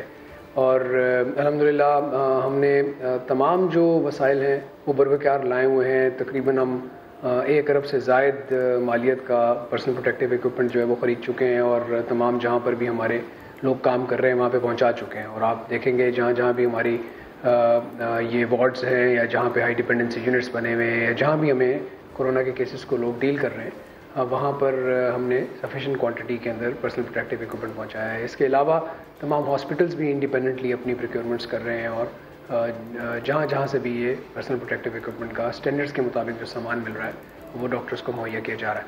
और ये एक ऑनगोइंग एक्सरसाइज है। आपको पता है कि इस वक्त पूरी दुनिया के अंदर तमाम ममालिक जो है वो इस बीमारी से लड़ रहे हैं और personal protective equipment is in demand world over. Exactly, ज़रा उसकी डिमांड है और ज़रा सप्लाईज कम है, इसीलिए ये सेशन थोड़ी सी ख़राब भी कहीं कहीं पर रिपोर्ट होती है, बट अगर उसको फ़ौरन से एड्रेस कर लिया जाएगा चीज़ें बेहतर भी हो जाएंगी। सर, लास्टली ये बता दें कि ज़रा मल्टीपल फ्रंट्स हैं, नॉट जस्ट कोरोना बट और भी इशूज़ हैं और भी चैलेंजेस हैं जैसे कि डेंगू। तो इस हवाले से गवर्नमेंट की क्या इस वक्त तैयारी है, शेयर कर सकते हैं? इस साल तो हमने जो ही इंटरनेशनल कॉन्फ्रेंस की डेंगू के हवाले से और मुख्तलिफ ममालिक से इंटरनेशनल एक्सपर्ट्स को बुला के डेंगू की अपनी जो हमारी पुरानी SOPs थी उनको रिवाइज़ किया। नई जो इंस्ट्रक्शंस हैं या जो नई SOPs हैं हमारी वो फील्ड में जा चुकी हैं। मुख्तलिफ लेवल्स के ऊपर हमारी मीटिंग्स हो चुकी हैं। चीफ मिनिस्टर खुद कई मीटिंग्स को चेयर कर चुके हैं। चीफ सेक्रेटरी तकरीबन हफ्ते में 1 दफ़ा इसकी मीटिंग चेयर करते हैं। इस दफ़ा हम बहुत ज़्यादा ह्यूमन रिसोर्स भी इसमें इंगेज करने वाले हैं और उसकी अप्रूवल्स हम दे चुके हैं तमाम ज़िलों को, और ज़्यादा पहले से ज़्यादा तैयारी का न सिर्फ इरादा है बल्कि तैयारी हो भी रही है। और यही वो टाइम है जिस टाइम के ऊपर हमें डेंगू की सर्वेलेंस जो है वो करनी होती है हर साल में, और अगर इस टाइम पे अच्छी सर्वेलेंस हो जाए तो जो second part of the year है वो बेहतर गुजरता है। तो इसलिए चीफ सेक्रेटरी पंजाब ने बिलखुसूस और चीफ मिनिस्टर पंजाब ने भी मुख्तलिफ अवकात के ऊपर तमाम जो डिवीजनल एडमिनिस्ट्रेशन हैं या डिस्ट्रिक्ट एडमिनिस्ट्रेशन हैं उनको हिदायत की है कि वो तमाम अपने जो रिसोर्स हैं उनको इस्तेमाल करते हुए इंश्योर करें कि जो डेंगू की जो हमारी वर्क फोर्स है वो हमारी जो नई SOPs हैं उसके मुताबिक काम करे। इसके साथ यहाँ ये भी बहुत शुक्रिया भी इन्वॉल्व करें इस काम में। और खास बहुत कैप्टन उस्मान आप हमारे साथ थे, सिलसिले में बात कर रहे थे। अच्छा, मैं ज़रा क्विकली KP के बारे में भी बात कर लेती हूँ। वज़ीर इत्तलात खैबर पख्तूनख्वा अजमल वज़ीर साहब हमको ज्वाइन कर रहे हैं। अस्सलाम वालेकुम, कैसे हैं आप? ये फरमाइए नए स्टैट्स क्या हैं, कुछ इसके बारे में बताएं। आप लोगों की हिकमत अमली क्या है वो भी शेयर करें। लॉकडाउन का जो है इस हवाले से कोई इसका सच ये ताल्लुक़ नहीं है कि ये जो हमारे केसेस है उसकी वजह लॉकडाउन में नरमी की वजह है। मैं आपको बता दूं कि इस वक्त तक हमारे पास खैबर पख्तूनख्वा में जो आज जो रिपोर्ट आएंगे भी उनका अलग है, लेकिन 1276 हमारे पास इस वक्त पॉजिटिव रिपोर्ट आ चुके हैं कोरोना के। और गुज़श्ता जो 24 घंटे में है उसमें 7 अमवात हुए हैं, और जिसमें अब टोटल जो हमारी अमवात है वो 74 तक पहुंच गए हैं। और रिकवर जो है हमारे 24 घंटे में 35 मरीज़ सेहतियाब हुए हैं, और मजमूई तौर पर 302 जो है वो सेहतियाब हो चुके हैं। मैं ये आपके सामने रखना चाहता हूँ कि खैबर पख्तूनख्वा में रिकवरी रेट 23% है, बलूचिस्तान में 34% है, सिंध में 22% है, और पंजाब में 17% है। अब जहाँ तक इसका ताल्लुक़ है कि एक तो हमने जो टेस्टिंग कैपेसिटी है वो इस वक्त हमारी 1000 को क्रॉस कर चुकी है। एक हमने ये किया कि खैबर पख्तूनख्वा में जितने भी टेस्ट हुए थे हमने 20 से शुरू किए थे। हमारे पहले जब ये वबा शुरू हो गया था हमारे 20 टेस्ट होते थे, फिर इसको हमने स्टेप बाय स्टेप 1000 तक पहुंचाया। हमारी जितनी भी टेस्टिंग इस वक्त हुई है, ठीक है, ये तो टेस्टिंग से मुताल्लिक आप आ रहे हैं फ्रॉम 20 टेस्ट अ डे आपने इसको इंक्रीज किया। ज़ाहिर है जितना इंक्रीज करें है तो वो कम ही as per our population. But मुझे अब ये बता दें कि जब हम तैयारी की बात करते हैं तो क्वारंटीन सेंटर्स, आइसोलेशन फैसिलिटीज, इस पर हम कहां पर स्टैंड करें इन केपी? क्योंकि जाहिर है अगर और केसेस आते हैं, अगर अफगानिस्तान से फॉर दैट मैटर लोग आते हैं और उसमें से हमें पॉजिटिव, तो जाहिर बात की बात है, पर अगर हमें रखना पड़ता है क्वारंटीन फैसिलिटी में तो कितनी फैसिलिटीज हैं? देखिए, अफ़गानिस्तान के हवाले से मैं दो चीज़ें आपको, इसके दो पहलू। एक, वो अफ़गानी जो यहाँ पे थे पाकिस्तान में थे, हमने उसके लिए बॉर्डर खोला, तकरीबन 20,000 के लगभग लोग अपने मुल्क अफ़गानिस्तान चले गए। अब जो लोग वहाँ पे हमारे थे, पाकिस्तानी थे, हमारे भाई थे, उनको हमने उसके लिए हमने फ़ैसला किया है कि हफ्ते में 2 दिन, सैटरडे और मंगल के दिन वो आएंगे। 715 लोग, पहले जो लोग आए ये 500 करके आ रहे हैं पर डे, यानी कि जो है ये जुमे के दिन, सैटरडे और नहीं हफ्ते के दिन और मंगल के दिन ये आएंगे। इसमें 715 लोग हमारे पास पहले आ चुके थे। उसके लिए जो क्वारंटाइन सेंटर्स है वो खैबर डिस्ट्रिक्ट जो मुतलका डिस्ट्रिक्ट है उसमें उनके लिए 7 मकाम पे क्वारंटाइन सेंटर कायम किए गए, और 715 लोग ये क्वारंटाइन हो गए, उनके टेस्ट लिए गए। अनफॉर्चुनेटली उनमें भी कुछ लोगों में जो है वो कोरोना वायरस पॉजिटिव आया, और जो कल हमारे पास 520 लोग जो आए हैं उसको हमने भी क्वारंटाइन कर दिया। वहाँ लंडी कोतल में एक डिग्री कॉलेज है, वहाँ पे 2 हाई स्कूल है, फीमेल और मेल, उसमें किए हैं, और इसमें 35 लोग शाकस में हमारा जो क्वारंटाइन सेंटर है उसमें कर दिया है। ये स्कूल्स, ऐसी कई इमारतें हैं आपके। That means you have enough facilities कि क्वारंटीन सेंटर किसी जगह को डिक्लेयर करना तो आपके पास ये सहूलत है। बहुत शुक्रिया आपके वक्त का। बलूचिस्तान की बात कर लेते हैं। तर्जुमान सूबाई हुकूमत बलूचिस्तान लियाकत शाहवानी साहब ने हमें ज्वाइन कर लिया, आपको भी गुड मॉर्निंग कहेंगे सर। थोड़ा सा मुझे ये बताइएगा, इकॉनमी बेहतर करने के लिए छोटे ताजे जो परेशान हैं उनकी बेहतरी के लिए कर्जों से मुताल्लिक कम सूद, कम शरह सूद पर कर्ज देना, इससे मुताल्लिक हुकूमत क्या स्कीम ला रही है और फी ताजर कितना और किन शराइत पर कर्ज दिया जाएगा? देखिए, लॉकडाउन की अगर ये कैफियत और सूरत हाल बरकरार रहती है तो जाहिर है इससे जो छोटे ताजिर हैं वो ज़्यादा मुतासिर हो रहे हैं। बलूचिस्तान के अंजुमन ताजरान की तंजीमों से हमारी मीटिंग्स भी हुई हैं, और जो छोटे ताजिर हैं उनको सपोर्ट करने के लिए अब एक प्रपोज़ल है हमारा जो फाइनल नहीं हुआ, जिसके तहत 3 लाख पर जो छोटे ताजिर हैं उनको इंटरेस्ट फ्री लोन हम फराहम कर सकते हैं। एक प्रपोज़ल है, अभी इस पे काम करना बाकी है। कुछ मार्केट्स के बारे में भी बता दीजिए, क्या फैसले किए गए हैं, क्योंकि रमज़ानुल मुबारक सर पे ख़ास तौर पर? अभी ये तय करना बाकी है, डिपेंड्स, जो अब हम रैंडम सैम्पलिंग कर रहे हैं उस सैम्पलिंग में ट्रैजेक्टरी जो परसेंटेज है और लोकल जो ट्रांसमिशन है कोरोना का, वो हमें सैंपल्स के जो नताइज है उसके बाद पता चलेगा। वो एक आइडिया में पहले समझ आ जाए कि कोयटा में जो लोकल ट्रांसमिशन है उसका फैलाव कितना ज़्यादा है, तनासुब क्या है। अगर कोई ख़तरनाक खुदा न ख्वास्ता रिपोर्ट्स और ग्राफ सामने आते हैं तो फिर ये बड़ा मुश्किल होगा कि लॉकडाउन को रिलैक्स किया जाए। अगर कोई बड़ा ख़तरे व ख़दशे का बात नहीं, फिर मार्केट्स को भी देखा जा सकता है, शॉप्स को भी देखा जा सकता है, रिलैक्सेशन भी की जा सकती है, रोटेशन में कोई स्केजुअल भी डिज़ाइन किया जा सकता है। बट इस वक्त हमारी जो प्रायोरिटी है वो न इकोनॉमी है, न वो मार्केट्स हैं, न जो है डेवलपमेंट है। मेनली सारा फोकस है आवाम को कोरोना से बचाव का। कोरोना का तदारुक जो है टॉप प्रायोरिटी है। लोगों की ज़िंदगी और सेहत को हमने बचाना है। उसके लिए पूरी दुनिया में लॉकडाउन की सी कैफियत है, नहीं कैफियत हमारे यहाँ, सब बाकी जगह पे लॉकडाउन है। में है। उसका मकसद सिर्फ ये है कि आवाम को जो है कोरोना से बचाया जा सके, क्योंकि ना कोरोना का इलाज है, ना मेडिसिन है। वाइज जो टर्मिनोलॉजी दुनिया में सामने आई है वो है सोशल डिस्टेंसिंग का, और वाइद जो स्ट्रेटजी सामने आई है वो है लॉकडाउन का। हम भी इस पे अमल पेरा हैं। लेट्स सी, हमें ताजरान की जो मुश्किलात हैं उसका हमें एहसास है, लेकिन ये है कि इस वक्त जो टॉप प्रायोरिटी है वो आवाम की ज़िंदगी। लियाकत साहब बहुत शुक्रिया, साथ इस बारे में बात कर रहे थे। क्विकली मैं फैसलाबाद की सिचुएशन आपको बताऊं। लॉकडाउन मुआशी दबाव लेकर आया और घरों में झगड़े बढ़ गए। सारी सिचुएशन आपके सामने रखते हैं यूसुफ चीमा की रिपोर्ट में। वक्त हुआ ब्रेक का, वापस आते हैं, हमारे साथ रहिए। Welcome back. Nation wide stats की बात करेंगे। ज्वाइन किया है हमें अरहम खान ने इस्लामाबाद से। अरहम गुड मॉर्निंग, जरा स्टैट्स शेयर कीजिएगा और साथ ही बताइएगा कि कितने टेस्ट हुए हैं, अब तनासुब क्या है, यानी जो टेस्ट हो रहे हैं उससे कितने पेशेंट्स जो पॉजिटिव रिपोर्ट हो रहे हैं। जी बिल्कुल शोएब, गुड मॉर्निंग। आप लोगों को कुछ स्टैट्स हम अपने नाज़रीन के साथ शेयर करते हैं। तो यह है कि कल के मुकाबले में आज केसेस कम सामने आए। जिस तरह से कल हमने देखा कि 796 केसेस सामने आए थे, आज 533 हैं। और जो टेस्ट की तादाद है वो कल हुए हैं 5637 केसेस, वो जो टेस्ट हैं वो कल लिए गए हैं। अगरचे यह है कि अमवात की तादाद में इजाफा हुआ है, 209 डेथ्स हुई हैं। कल के दिन में 17 जो हैं, उससे एक दिन पहले हमने देखा कि 16 अमवात हुई हैं। तो ये एक परेशान कुन सूरत हाल है।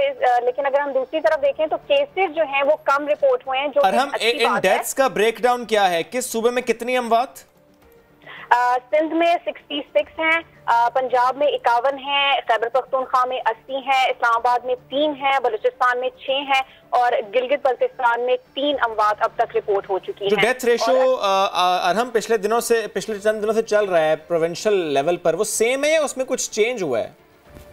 अमवात के हवाले से आप बात जी अमवात के हवाले से बात कर रहा हूँ। अब ये तकरीबन जो डेथ्स का रेट आप हवाले से पूछ रहे हैं कि किस में ज्यादा हुआ है और किस में कम है।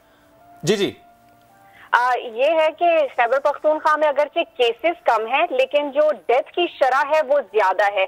दूसरे नंबर पर सिंध है और सिंध में केसेस जो हैं वो पंजाब से कम है लेकिन अमवात पंजाब से ज्यादा हैं। और सबसे ज्यादा केसेस अब तक जो रिपोर्ट हो रहे हैं वो पंजाब और खास तौर पर लाहौर से रिपोर्ट हो रहे हैं, लेकिन अमवात की शरह पंजाब में कम है।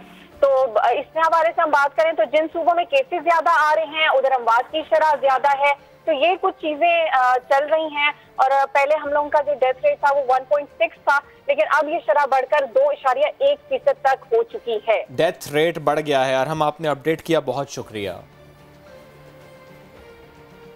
और अब ज़रा हम बात कर लेते हैं कि अवाम को कितना मालूम है, क्या क्या मालूम है और अवाम का रुझान क्या है, ख़ास तौर पर कोरोना कंट्रोल करने के मामले पर लोगों के कंसर्न्स क्या है। एक सर्वे हम आपके सामने रखते हैं। इसके मुताबिक हुकूमत जो कुछ कर रही है लोगों को उस पर भरोसा है। इक़दाम कैसे किए जा रहे हैं, हुकूमती हामियों में 22% इजाफा हुआ है। इस सिलसिले में बहुत सारे इंपॉर्टेंट क्वेश्चन हैं जी। लॉकडाउन के बारे में लोगों की क्या राय है और फिर इसके अलावा कंसर्न्स लोगों के क्या क्या हैं, ख़ास तौर पर जो मुआशी दबाव बढ़ता जा रहा है, लोगों की नौकरियां जा रही है, कारोबार ठप पड़ा है, आगे के बारे में कुछ नहीं पता, कर्जे के बोझ तले दबे हुए हैं पाकिस्तानी बहुत सारे। तो हम आज इसी सब के ऊपर बात करेंगे, इसी सर्वे के ऊपर बात करेंगे। Executive director Gallup Pakistan Bilal Gilani साहब हमको ज्वाइन कर रहे हैं। अस्सलाम वालेकुम, कैसे हैं आप सर? थोड़ा सा आदाद शुमार बताइएगा ना, कौन कौन से मद में आप लोगों ने मालूमात इकट्ठा की सर, वो सब कुछ हमें बताएं। और पिछले सर्वे से ये सर्वे कितना मुख्तलिफ है, राय कितनी तब्दील हुई है? बिल्कुल, बहुत शुक्रिया आपने बुलाया। ये सर्वे जो कोरोना के हवाले से हमारा परसेप्शन ट्रैकर है, उसकी 3rd वेव है। इसमें 2 तरह के हमें इशारिये मौसूल हुए। कुछ इशारिये बहुत मुस्बत हैं और कुछ इशारिये इंतहाई मनफी हैं।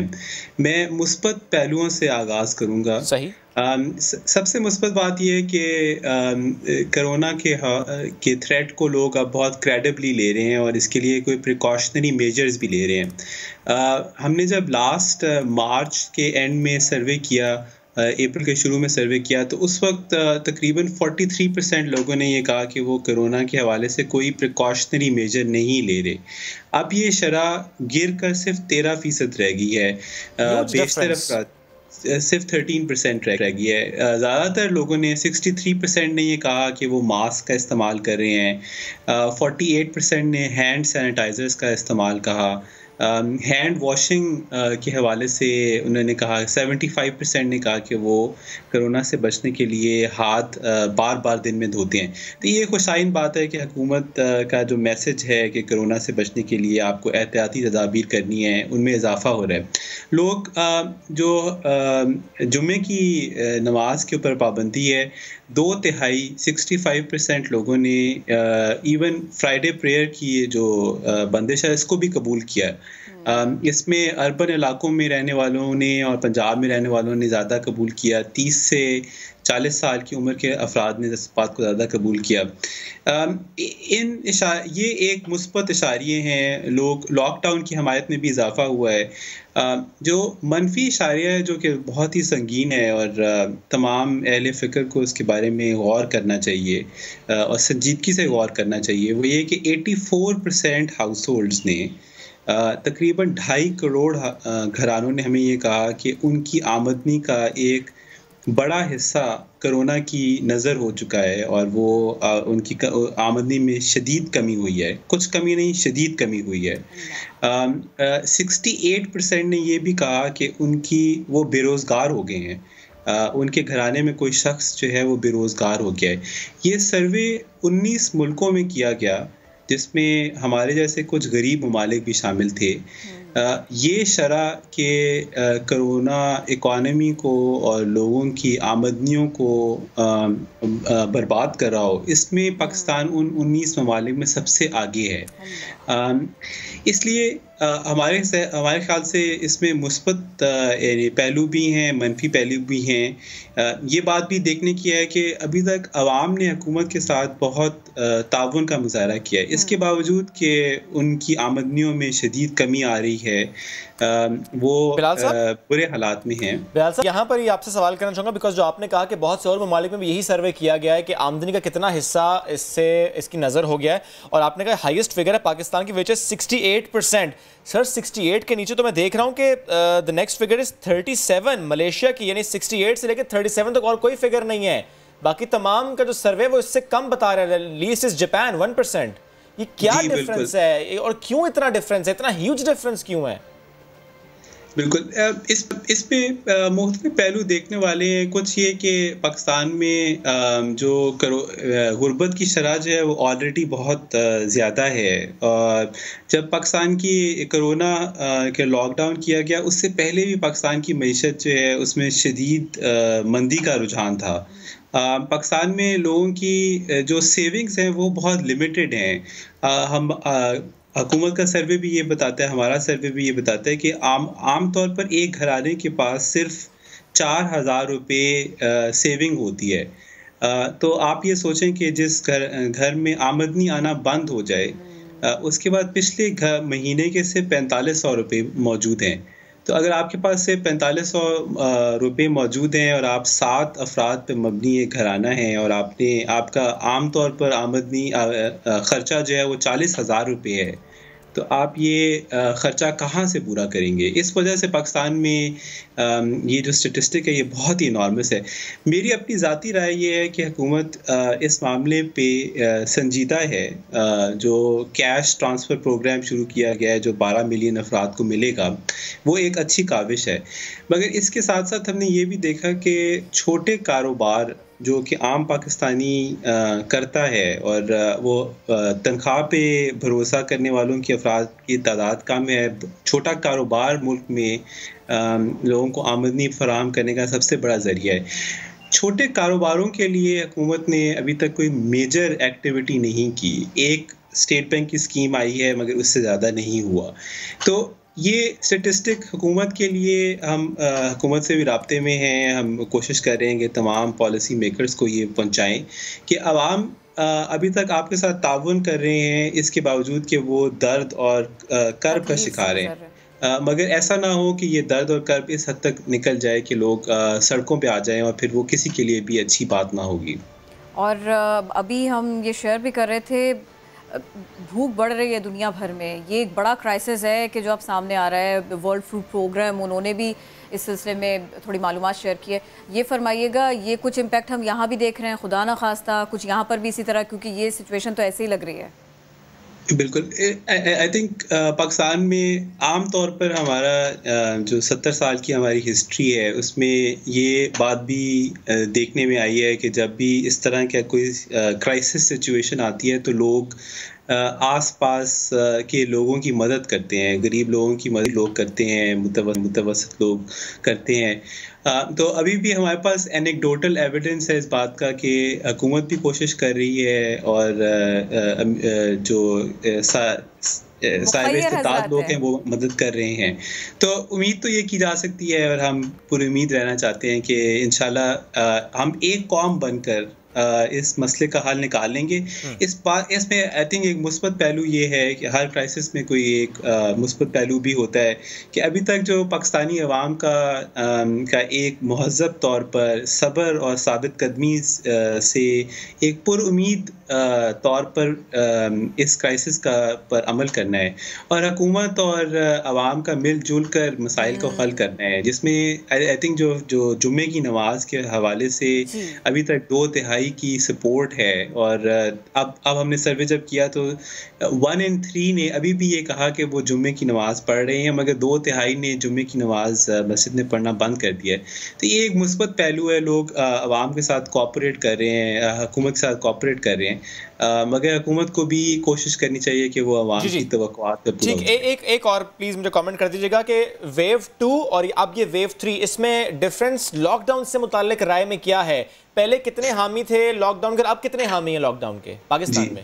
तो हमने ये देखा कि लॉकडाउन की हमायत में कोई 6% इजाफा हुआ है। तो इस वक्त अब बढ़कर 74%, यानी हर 4 में से 3 पाकिस्तानी हामी हैं लॉकडाउन के। बहुत शुक्रिया बिलाल साहब, साथ मौजूद थे आप और जो सर्वे आपने किया है वही इसके मुताल्लिक आपने स्टैट्स हमारे सामने रखे। और ये एक चीज़ जो कि अपने स्टार्ट में उसका आगाज़ किया कि थ्रेट को हम कितना सीरियस ले रहे हैं। इस महीने के आगाज़ में 43% सीरियस ले रहे, 43% जो है वो उनकी राय जो है वो थोड़ा मुख्तलिफ थी, लेकिन अब 13% पर वो ड्रॉप हो गई है, जो कि ज़ाहिर है एक अच्छी बात है। अच्छा, ज़रा बात स्ट्रेस से स्टेट्स से आगे लेकर के जाते हैं। स्ट्रेस को दूर किसने किया, हम उनकी बात करते हैं, वो अब हमें नहीं रहे, आज हम उनको याद करते हैं। मोइन अख्तर की मैं बात कर रही हूँ, 9 बरस हो गए उनको हमसे बिछड़े, लेकिन उनका टैलेंट, उनकी यादें आज भी हमारे साथ हैं। देखते हैं इसी बारे में मोहम्मद कुर्बान की रिपोर्ट। मोइन अख्तर के फन की दाद उनके चाहने वालों ने कुछ इस तरह दी कि उन्हें हर किरदार में पसंद किया। मिस रोजी ही नहीं, मंजूर दानेवाला और इस जैसे कई रूप उनकी पहचान बने और लोग मोइन अख्तर को इन्हीं नामों से जानने लगे।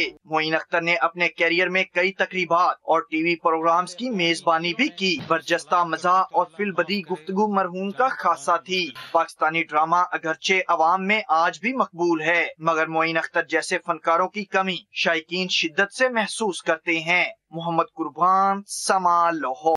बढ़ते हैं आगे, एक अच्छी खबर है हमारे पास। पाकिस्तान के मारूफ पॉप सिंगर सलमान अहमद बीमार थे, अब सेहतयाब हो गए, शिकस्त दिए कोरोना को। वो 14 दिन आइसोलेशन में रहे हैं म्यूजिक और के साथ रहे। एग्जैक्टली ज़ाहिर है वो म्यूजिक के साथ रहे और म्यूजिक ने उनको बड़ी एनर्जी दी है। रेमेडी थी उनके लिए, ये बड़ी अच्छी रेमेडी थी उनके लिए भी और उनके मद्दाहों के लिए भी जो अदरवाइज स्ट्रेस में है। मुकम्मल सेहतयाब माशाल्लाह हो चुके हैं। तो हमने सोचा कि आज फिर ज़रा उनसे बात की जाए। पहले तो हमें जब उन्होंने ज्वाइन किया हमने बात की कि आइसोलेशन टाइम कैसे गुजरा, लेकिन अब जरा पूछ लेते हैं ये जो 14 डेज का पीरियड था ये कैसा गुजरा। ज़ाहिर म्यूजिक के साथ तो गुजरा। सलमान भाई गुड मॉर्निंग कहेंगे आपको, थोड़ा सा बताएंगे इस पूरे टाइम पीरियड में, यानी 14 डेज के इस आइसोलेशन पीरियड में आपको स्ट्रेस तो नहीं हुआ, अगर हुआ तो फिर आपने क्या किया? जी बहुत अहम सवाल है। कोरोना एक ऐसी बीमारी है, बहुत अजीब बीमारी है कि ना सिर्फ आपके शरीर पे इसका असर होता है, यानी कि जिस्म में दर्द, सर में दर्द, अपना गला खराब, नज़ला और शदीद कमज़ोरी महसूस होती है कुछ दिनों पे। साथ में इसका एक नफ्सियाती भार भी आता है। वो इसलिए कि 24 घंटे सारे जो न्यूज़ चैनल्स हैं वो सिर्फ कोरोना की बात कर रहे हैं। ऑनलाइन जाएं सिर्फ कोरोना की बात हो रही है, सोशल मीडिया पे जाएं सिर्फ कोरोना की बात हो रही है। तो इसका मैंने मुकाबला इस तरह किया, जो नफ्सियाती इसका जो है 2-3 चीज़ें की। एक तो मैंने मौसीकी का सहारा लिया कि एक तराना जो है वो कंपोज किया, तुझे सलाम। एक्चुअली मैं पहले से कंपोज कर रहा था, लेकिन जब ये हुआ तो फिर उस पर पूरी तवज्जो के साथ मैंने किया और मैंने ये सोचा कि ये तुझे सलाम जो है नौजवानों के नाम एक पैगाम है। तो क्यों ना ऐसा किया जाए कि पूरे पाकिस्तान में जितने भी मेरे जानने वाले हैं आर्टिस्ट, नामवर, उनको एक दावत दूं कि आप भी अपनी आवाज़ शामिल करें मेरे साथ। तो ये तकरीबन 100 लोगों ने, मतलब मेरे ख्याल में पाकिस्तान में पहली दफ़ा ऐसा है कि एक तराने के ऊपर 100 लोगों ने हिस्सा लिया, जिनमें singers, musicians, percussionist, engineers, front line workers, मतलब हर बंदा, आर्मी के लोग भी जो है हमारे मेजर साद एक आर्मी के हैं, उन्होंने भी अपनी आवाज़ बुलंद की इसके अंदर।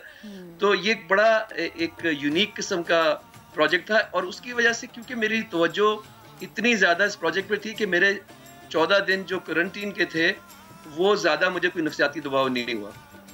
सलमान भाई आपको स्ट्रेस नहीं होगा ना? न्यूज़ चैनल्स सारे के सारे मत देखें, आप समा देख लें। हम लोग घबराना नहीं है और साथ में मालूमात भी होनी चाहिए इसके ऊपर, तो पूरी तरह से अमल कर रहे हैं, समा देखा करें आप। अच्छा चलिए ये बताइए, जो आपके फैंस हैं उनको आप क्या बताएंगे इस सिलसिले में ना, कोरोना से बचने के लिए उनको क्या पैटर्न्स, क्या हैबिट्स अपनानी चाहिए, क्या करना चाहिए? जी पाकिस्तान में जो लोग हैं उनको मैं ये बताना चाहता हूँ कि मैं जिस तरह मैंने पहले भी कहा कि मैं कोरोना की गढ़ में हूँ, यहाँ न्यूयॉर्क में तकरीबन 18,000 से ज़्यादा जो लोग हैं वो फौत हो चुके हैं और 2 लाख या हमें आज फिगर पता नहीं क्या है, लेकिन 2 लाख से ऊपर केसेस हैं सिर्फ न्यूयॉर्क के। और इधर अगर आप मास्क ना बाहर पहन के जाएं तो $1,000 का फाइन कर देते हैं यहाँ की जो पुलिस है। तो सदर ट्रंप ने कहा कि ये एक मजाक है, कोरोना कोई ऐसी चीज नहीं। तो उसकी वजह से ही अमेरिका में सबसे ज्यादा जो फौत हुई है कोरोना से वो अमेरिका में हुई है, क्योंकि यहाँ की जो क़यादत थी उन्होंने लापरवाही शो की। तो पाकिस्तान में आप ये ना करें। मैंने जिस तरह जैसे मुझे पता चला मैंने अपने आप को महदूद किया, मैंने मास्क पहनना शुरू कर दिया, मैंने अपने हाथ जो है 5-6 दफ़ा साबुन लगा के 20 सेकंड इंतज़ार करके मैंने हाथ बहुत दफ़ा दिन में धोए। ठीक है, मैं अपने माँ बाप से नहीं मिला, जाके अपने बच्चों से नहीं मिला, क्योंकि जिस तरह कायद आज़म मोहम्मद अली जिन्ना ने कहा कि यूनिटी, फेथ, डिसिप्लिन, तंजीम, इत्तेहाद, ईमान, इसी से ही हम मुकाबला कर सकेंगे। ये जंग है, कोरोना के खिलाफ आपको यूनिटी, फेथ और डिसिप्लिन लाना होगा। क्योंकि देखिए सिर्फ मेरी अपनी सेहत नहीं है, मैंने अपने बुजुर्गों को भी बचाना, इसलिए भी मैं मास्क पहनता हूँ और मैं अपने बच्चों को भी, अपनी फैमिली को भी बचाऊंगा। तो इसको आसान ना लें आप। ये जो जितना ज्यादा अपने आप को बचाएंगे उतनी ज्यादा ये जो कर्व है वो फ्लैटन होगी। ठीक है, देखिए आप खुद गिला कर रहे थे कि सिर्फ कोरोना हो रहा है, चले हम मजीद कोरोना पर बात नहीं करते, let's change the topic and the mood. गुनगुना दें जो गाना आपने तैयार किया है। नया दिन के नाजरीन, आप इसको मैं अभी आपसे शेयर करूंगा ये गाना और आप कर लें, लेकिन क्योंकि मेरी हालत जो है वो इतनी अच्छी इस वक्त नहीं है, तो मैं आपको इसकी पूरी रिकॉर्डिंग जो है, जिसके लिए तकरीबन 100 लोगों ने हिस्सा लिया, वो मैं चले ठीक है, ऐसे ही सही, जैसे आप कहते हैं हम वैसे कर लेते हैं। एनीवेज बहुत शुक्रिया साथ मौजूद थे आप, सेहतमंद रहिए और जिस तरह जो गुड प्रैक्टिसेस आपने अपनाई वो हम सबको अपनानी, नो मैटर हम क्वारंटीन में, नो मैटर हम आइसोलेशन में, नो मैटर हम सोशल डिस्टेंसिंग में, लेकिन हमें लाजमी वो एहतियात बरतनी है। एनीवेज आपको एक जुमला याद है, मारो मुझे मारो मुझे मारो मुझे, याद आया? नहीं याद आया? आ तो गया है। हाँ ये तो खैर जुमला था मोमिन साकिब, लेकिन हम उनके भाई की बात करेंगे बिलाल बिन मोमिन और बिलाल का कमाल क्या है ना, ये हम आपको आज बताएंगे, अभी नहीं बताएंगे, वापस आए ना, ब्रेक लेना है। हाँ, ये पहिए की कहानी है क्या, जानिए ब्रेक के बाद।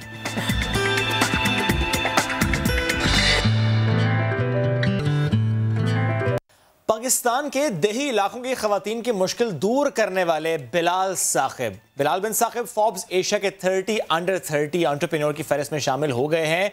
हम सब मुबारकबाद देते हैं उनको और उनकी जो काविश है इस पर, ज़ाहिर है हमने पहले भी उनसे बात की थी इसी शो में। मोमिन साकिब बिलाल साकिब ने जब हमें ज्वाइन किया था, तैयबा नाम से प्रोजेक्ट है, H2O व्हील, यानी एक ऐसा पहिया जो कि खवातीन को सपोर्ट कर रहा है कि पानी भरें और आराम से लेकर जाएं, फिर वो बड़ा भारी मटका उठाकर एग्जैक्टली ले जाना नहीं पड़ता।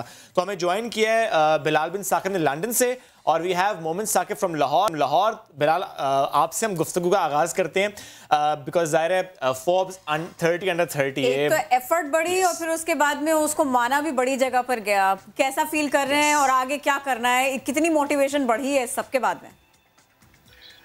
जी बिल्कुल, बहुत अच्छा फील कर रहे हैं। एक मोमेंट मिला है जहाँ पे एक अपॉर्चुनिटी मिली है, पाकिस्तान का नाम रोशन कर सकते हैं एक ग्लोबल लैंडस्केप में, क्योंकि एशिया में से बिल्कुल 30 लोग सिलेक्ट हुए हैं और उसमें नाम आया है।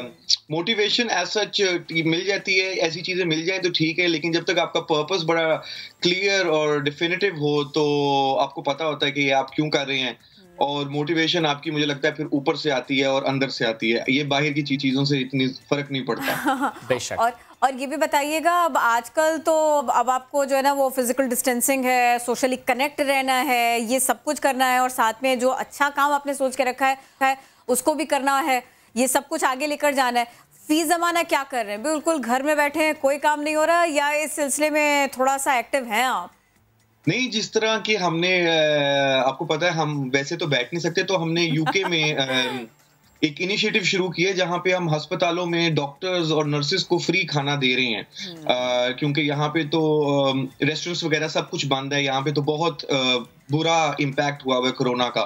तो हमने एक इनिशिएटिव शुरू किया 1 मिलियन मील्स, जो कि डेविड बेकम ने सपोर्ट किया है। हमें बोरिस जॉनसन प्राइम मिनिस्टर जो है उसकी तरफ से भी ईमेल आई है। तो ये मोमिन और मैंने मिल के 2 और लोगों के साथ शुरू किया है, वो वहाँ पे बैठा हुआ है।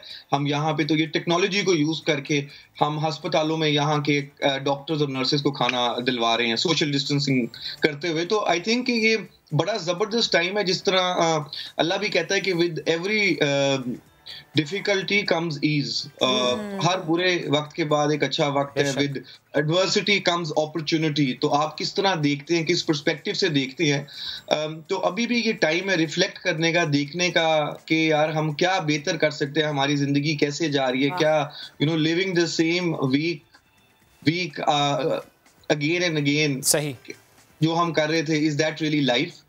तो आई थिंक ये एक बड़ी ब्लेसिंग है बैठ के सोचना और कॉन्टेम्पलेट करना। एग्जैक्टली, बैठ कर सोचना कि अब हमें क्या करना है और क्या कुछ करना चाहिए था जो हम कर नहीं पाए अपनी मसरूफियत की वजह से।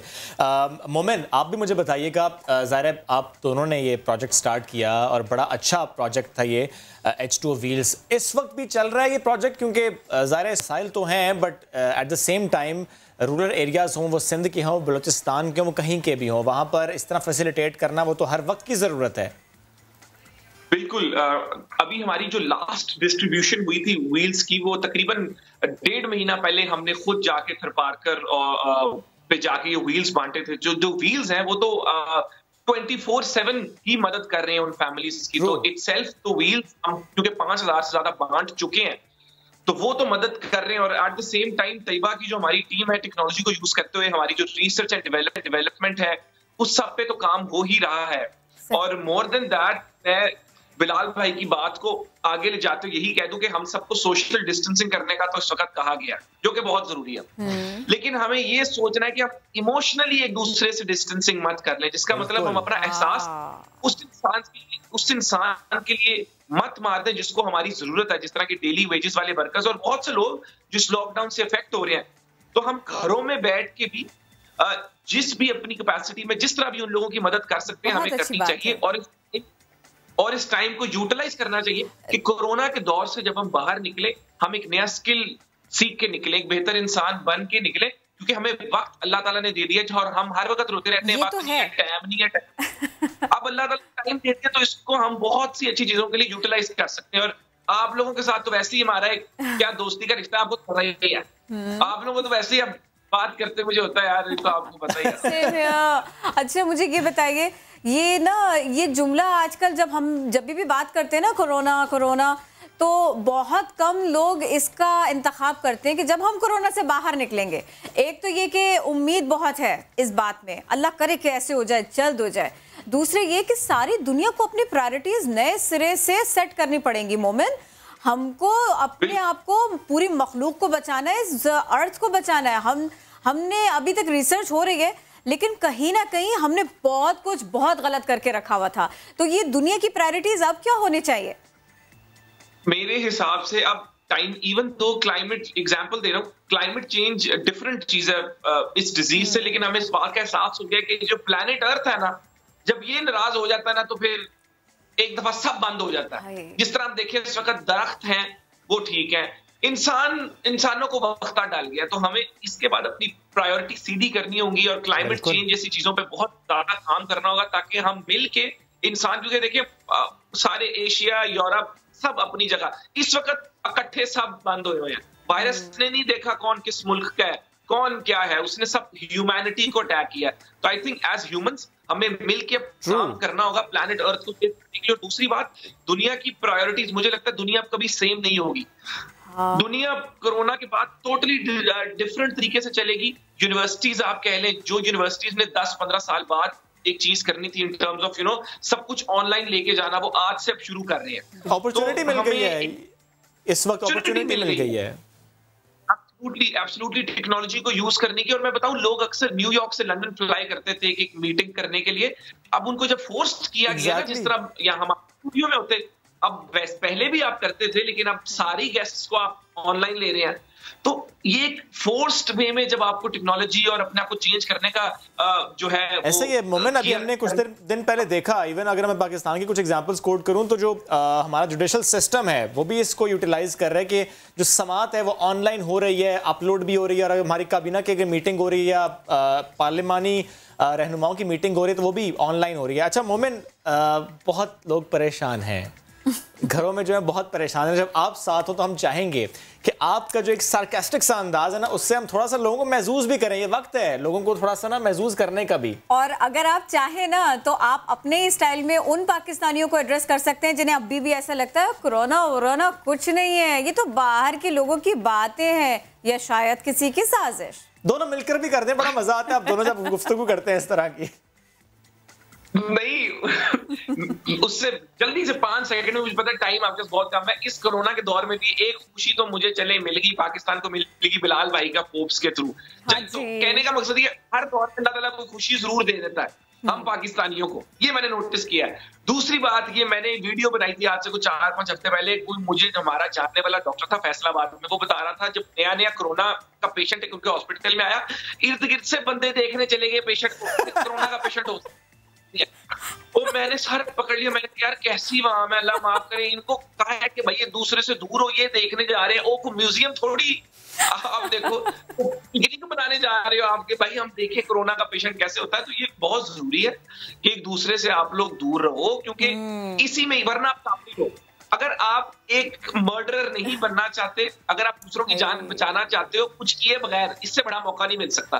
कुछ किए बगैर घर बैठ, इससे बड़ा। और कुछ लोगों को तो आदत है, मेरे बड़े दोस्त हैं जो सालों से घरों से बाहर नहीं निकले, अब उनको प्रॉब्लम हो रहा है, बाहर नहीं जाने दे रहे। मैंने कहा तुसी पहला किधर निकले हो, यूनिवर्सिटी में दोस्त यूनिवर्सिटियों में हमारे साथ कभी क्लास भी नहीं गए, सोते रहते थे सारी दिहाड़ी कमरे में। अब उनको मैं क्या तुसी पहला कभी बाहर निकले हो, तो इस टाइम को यूटिलाइज करो, जो बेचारे जो घर पे हैं, पढ़ो लिखो, अच्छी चीजें सीखो, अच्छे लोगों से बात करो, नया दिन में एंजॉय वगैरह करो, और बिलाल भाई को फोर्ब्स वाली एंजॉय करो।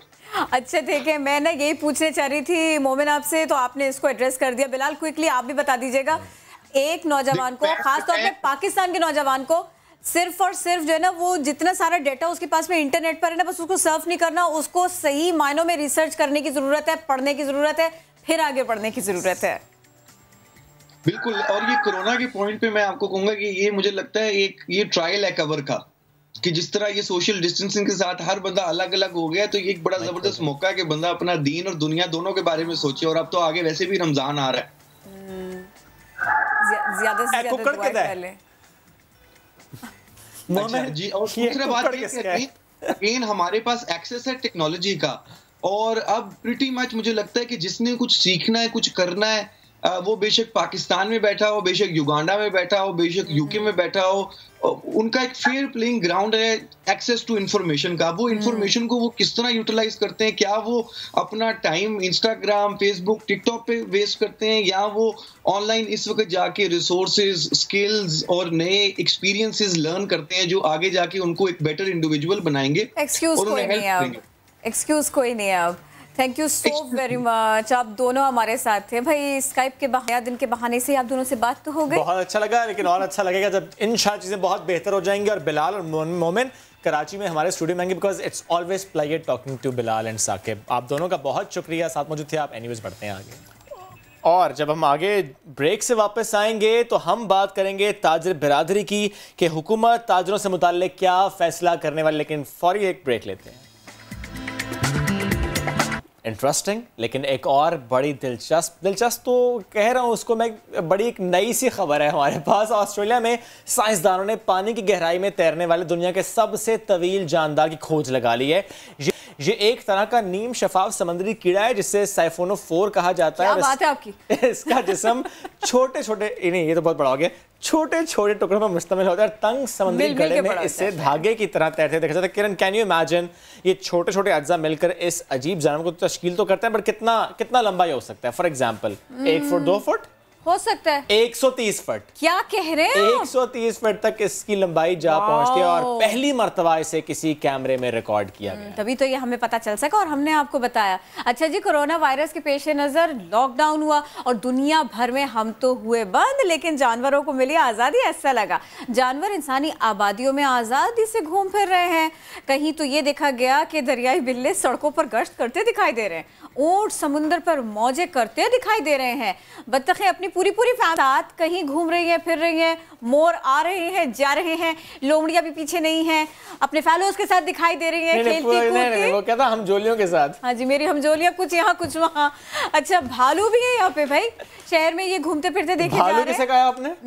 भाई मैंने किसी को भालू नहीं कहा। आपने भालू को भालू का, फिर ठीक है। हाँ जी, भालू को भालू का। अच्छा, वैसे किरण, एक इंस्टाग्राम पे एक पेज है बे नेचर मैगजीन के नाम से, उन्होंने ये शेयर किया है कि जितना भी लोग ये इस बारे में बात कर रहे हैं कि वाइल्ड लाइफ अब आ चुकी है, और वाइल्ड लाइफ ये कर रही है, वाइल्ड लाइफ वो करे, वेल्स वहां आ गए, डॉल्फिन यहाँ आ गई। वो कहते हैं वक्त आपको अब मिल रहा है इनको नोटिस करने का, देखने का। इतना अनयूजुअल कुछ हुआ नहीं, बट एनीवेज ये जो फुटेज है ये जरूर बताते हैं कि ये अनयूजुअल सी सिचुएशन थी। मैं वही सोच रही थी, अगर हाथी किसी के सामने से गुजरे और वो नोटिस ना करे, ये कैसे मुमकिन है? हाँ तो ठीक है, आप कह रहे हैं, हमने परसों भी शेयर की थी, जब वो गाड़ियां रुक गई थी, ढेर सारे हाथी सामने से गुजरे थे। अच्छा एनीवेज वापस आ जाए, बहुत जानवरों की बात कर ली है, थोड़ा सा ना बढ़ते आगे और हम इकोनॉमी की बात करते हैं। मेरे पास आ जाएं। हाँ जी, इकोनॉमी की बात करते हैं। इकोनॉमी एक मसला बन गई है, हाथी जितना बड़ा मसला बन गई है, इसको रिजॉल्व करना पड़ेगा। हुकूमत ताजरों से मुतालिक क्या फैसले करने जा रही है, मार्केट्स खुलेंगी या नहीं खुलेंगी, अब हम प्रोग्राम के इस हिस्से में इसी सिलसिले में बात करेंगे।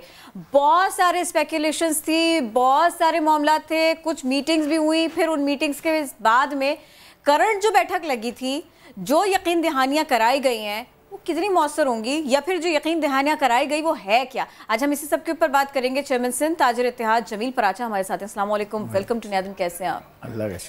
ये बताइए कि कोई उम्मीद हो चली है आपको ताज़ा मुलाकात के बाद, उसकी कुछ तफसील बताइए। देखें, हमें उम्मीद तो ये दिलाई गई थी कि 48 घंटे में हम SOP बनाकर वफाक में भेज देंगे, और वफाक उससे 48 घंटे बाद हमें वो चीज़ दे देगा। सूबाई हुकूमत ने कहा था, सूबाई हुकूमत ने कहा था, सीएम साहब ने।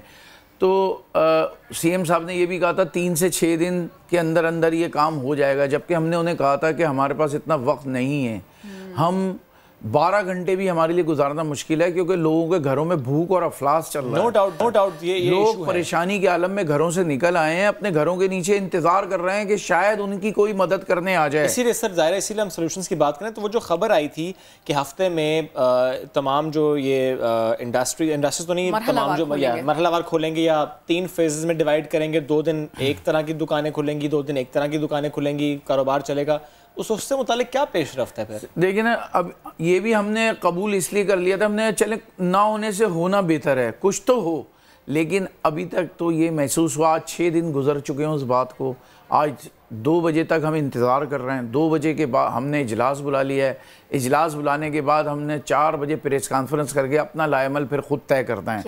क्या तय किया है, क्या सोच के रखा है? तय तो अभी हम लाएमल का ऐलान इंशाल्लाह अपनी प्रेस कॉन्फ्रेंस में करेंगे, क्योंकि देखें तंग आमद ब जंग आमद एक मशहूर मिसाल है। अगर ये गवर्नमेंट ऐलान इस तरीके से कर देती है कि जो 2 दिन एक तरह के कारोबार को खोलने की इजाज़त SOPs के साथ, तो ये रोके विद दैट, आप लोग फिर कोई एहतजाज, कोई और बात नहीं करेंगे? नहीं, फिर देखें ना, बात यह है कि फिर एहतजाज की गुंजाइश यूँ नहीं है कि इसलिए कि कुछ ना कुछ खुल रहा है, फिर हम भी उस चीज़ को नोट कर रहे हैं कि ज़ाहिर है एक परेशानी तो है, वायरस तो फैला हुआ है, ज्यादा नहीं कम कारोबारी सही, लेकिन कारोबार तो होगा। ये 1 minute, sorry I am sure बात आपकी कट रही है।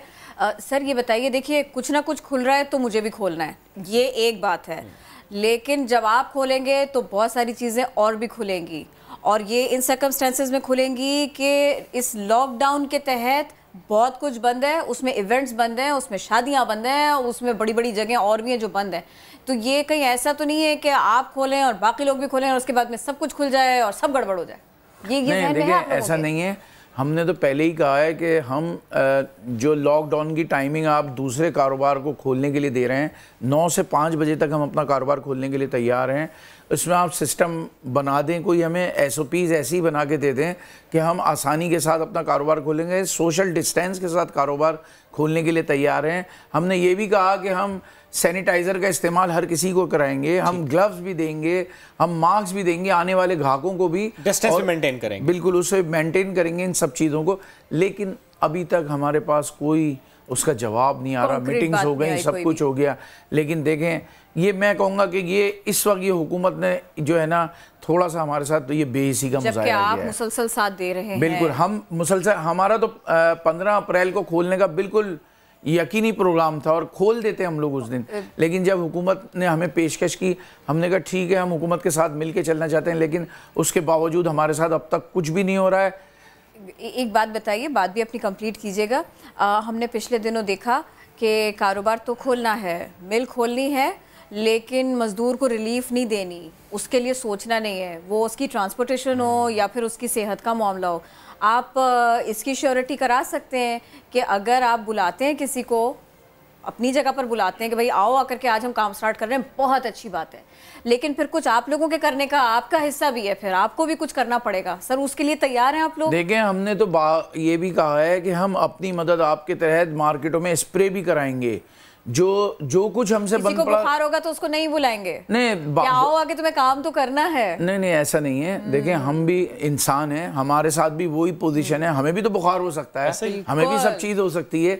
तो हमें अपनी जानों को भी मद्देनज़र रखना है, दूसरों की जानों को भी मद्देनज़र रखना है, और हमें अपना कारोबार भी करना है। अब आप एक बात बताएं, एक इंसान जो हमेशा से देने वाला, ऊपर वाला हाथ, अगर वो नीचे वाला हो जाए तो आप उसकी पोजीशन अंदाज़ा करें। लोग हमारे पास आ रहे हैं, अपनी सोने की चीज़ें लेके आते हैं, अपनी वाइफों को लेके आते हैं, बच्चों को लेके आते हैं कि ये चीज़ें हमारी आप बिकवा दें, हमारे घर में राशन ख़त्म हो गया है, हमें राशन दिलवा दें कहीं से भी।